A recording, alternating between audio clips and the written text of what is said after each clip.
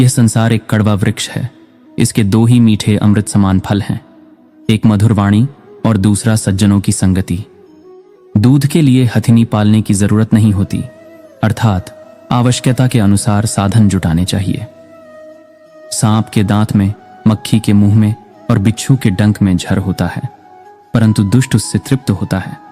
बुरे साथी पर भरोसा मत करो और न ही साधारण मित्र पर भी भरोसा करो, क्योंकि अगर वह तुमसे नाराज हो गया तो वह तुम्हारे सारे राज्य खोल देगा। अगर सांप जहरीला न भी हो तो भी उसे जहरीला होने का ढोंग करना चाहिए।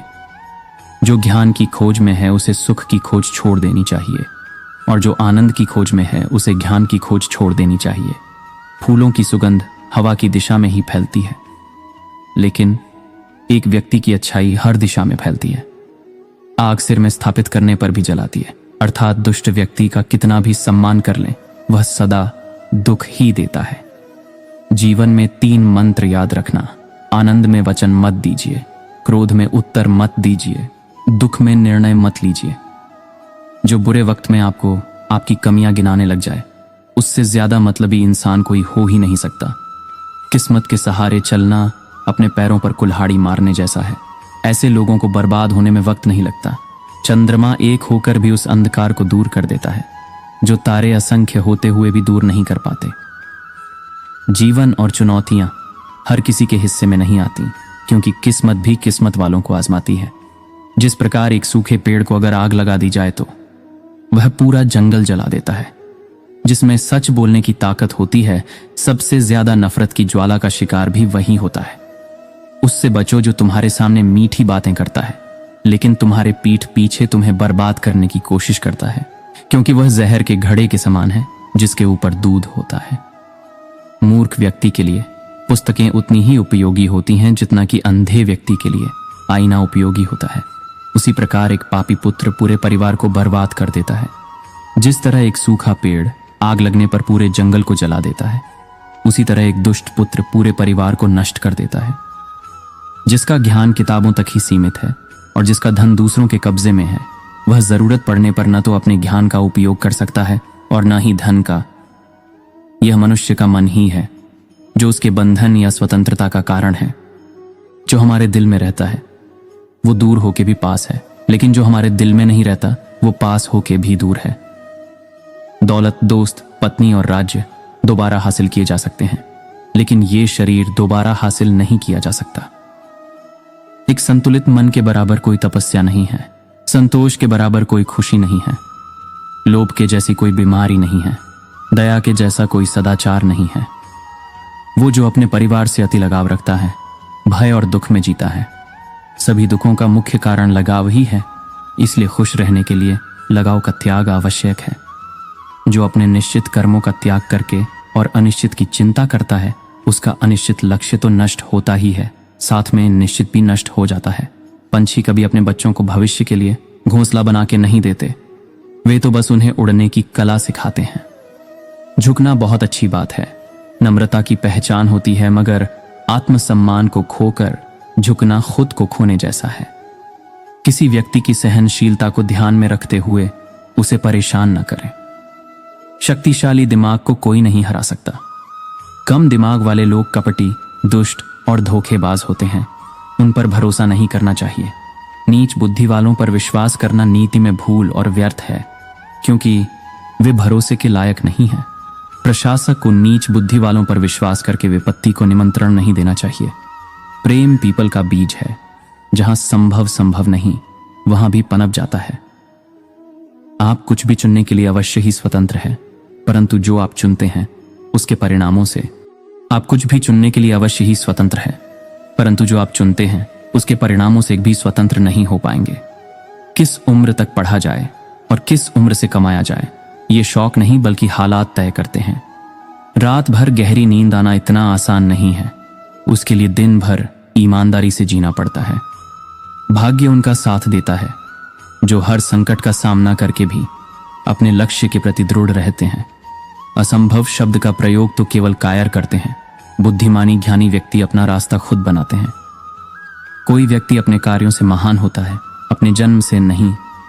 एक व्यक्ति या एक शासक को हमेशा उसके परिणामों पर पूरी तरह से विचार करने के बाद एक कार्य करना चाहिए, अन्यथा भाग्य भी उसके धन की रक्षा नहीं कर सकता। समृद्धि उसी के लिए लंबे समय तक रहती है जो उचित विचार के बाद कार्य करता है। दुश्मन कमजोर बिंदुओं पर हमला करते हैं। यदि एक राजा ऊर्जावान है तो उसकी प्रजा भी उतनी ही ऊर्जावान होगी। जो कुछ करने का विचार किया है उसे प्रकट न करो, परंतु बुद्धिमानी से उसे गुप्त रखो और उसे क्रियान्वित करने का निश्चय करो। उससे बचो जो तुम्हारे सामने मीठी बातें करता है लेकिन तुम्हारे पीठ पीछे तुम्हें बर्बाद करने की कोशिश करता है, क्योंकि वह जहर के घड़े के समान है जिसके ऊपर दूध होता है। वह जो अपने परिवार के सदस्यों से अत्यधिक जुड़ा हुआ है, भय और दुहक का अनुभव करता है, क्योंकि सभी दुखों की जड़ आसक्ति है। इस प्रकार प्रसन्न रहने के लिए आसक्ति का त्याग करना चाहिए। भाषण की पवित्रता मन की, इंद्रियों की और एक दयालु हृदय की आवश्यकता होती है जो दिव्य मंच पर उठने की इच्छा रखता है। ध्यान को व्यवहार में लाए बिना खो जाता है।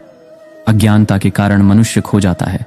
एक सेनापति के बिना एक सेना खो जाती है और एक स्त्री पति के बिना खो जाती है। कमजोर व्यक्ति से दुश्मनी ज्यादा खतरनाक होती है, क्योंकि वह उस समय हमला करता है जिसकी आप कल्पना ही नहीं कर सकते हैं। 20 वर्ष की आयु में व्यक्ति का जो चेहरा रहता है वह प्रकृति की देन है। 30 वर्ष की आयु का चेहरा जीवन के उतार चढ़ाव की देन है, लेकिन 50 वर्ष की आयु का चेहरा व्यक्ति की अपनी कमाई है। उन लोगों से सावधान रहो जिनकी बातें उनके कार्यों से मेल नहीं खाती। सपने और लक्ष्य में एक ही अंतर है। सपने के लिए बिना मेहनत की नींद चाहिए और लक्ष्य के लिए बिना नींद मेहनत। जो व्यक्ति भविष्य की परेशानियों से अवगत है और अपनी बुद्धि से उनका मुकाबला करता है वह हमेशा खुश रहता है, और जो व्यक्ति बिना काम किए अच्छे दिनों के आने की प्रतीक्षा करता है वह अपने जीवन को नष्ट कर देगा। जिसका ज्ञान किताबों तक ही सीमित है और जिसका धन दूसरों के कब्जे में है वह जरूरत पड़ने पर न तो अपने ज्ञान का उपयोग कर सकता है और न ही धन का। कभी भी किसी का अपमान नहीं करना चाहिए। हमें अपने दान, तपस्या, शौर्य, शास्त्र ज्ञान, शील और सदाचार पर अभिमान नहीं करना चाहिए, क्योंकि संसार दुर्लभतम रत्नों से भरा है।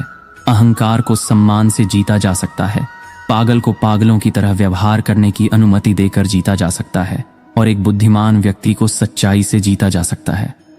मित्र, भले ही वह शत्रु का पुत्र क्यों ना हो, उसकी रक्षा करनी चाहिए। प्रेमपूर्ण वचनों से सभी प्राणी प्रसन्न होते हैं, और इसलिए हमें ऐसे शब्दों को संबोधित करना चाहिए जो सभी को भाते हैं, क्योंकि मीठे शब्दों की कोई कमी नहीं है। सफलता को कभी अपने सिर पर ना चढ़ने दे और असफलता को कभी दिल में ना उतरने दे। जिसने हर क्षण को महोत्सव बनाया हो, जिसकी शिकायतें कम हो और जिसने हर छोटी उपलब्धि के लिए भी ईश्वर का धन्यवाद किया हो, ऐसे व्यक्ति को दुख का आभास बहुत ही कम होता है।